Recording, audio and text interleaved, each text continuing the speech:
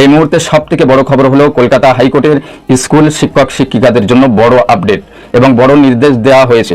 Kolkata high court জানায় SE পোর্টালের মাধ্যমে পশ্চিমবাংলার সমস্ত স্কুল শিক্ষক শিক্ষিকাদের সমস্ত পরিচয়পত্র ওই পোর্টালের মধ্যে আপলোড করতে হবে। স্কুল শিক্ষক শিক্ষিকাদের নাম এবং তাদের শিক্ষাগত যোগ্যতা এই সমস্ত পরিচয়পত্র ওই পোর্টালে আপলোড করতে হবে। তার সঙ্গে কলকাতা হাইকোর্ট নির্দেশ দিয়েছে, আদালত জানায় কোন স্কুলে কোন বিষয়ের কত শিক্ষক রয়েছে তাও ওই পোর্টালের মধ্যে আপলোড করে জানিয়ে দিতে হবে। এই প্রক্রিয়া 2 সপ্তাহের মধ্যে সম্পূর্ণ করতে হবে। আদালতের পর্যবেক্ষণ, শিক্ষক শিক্ষিকাদের উপরে স্বচ্ছ ধারণা তৈরি করতে এই পদক্ষেপ করতে হবে রাজ্যকে। কলকাতা হাইকোর্ট এমনটি নির্দেশ দিয়েছে।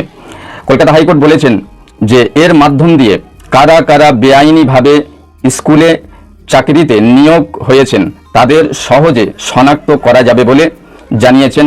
এমনটি নির্দেশ দিয়েছেন কলকাতা হাইকোর্টের বিচারপতি বিশ্বজিৎ বসু। বিশ্ববার্তা রিপোর্ট, সাথে দর্পণ।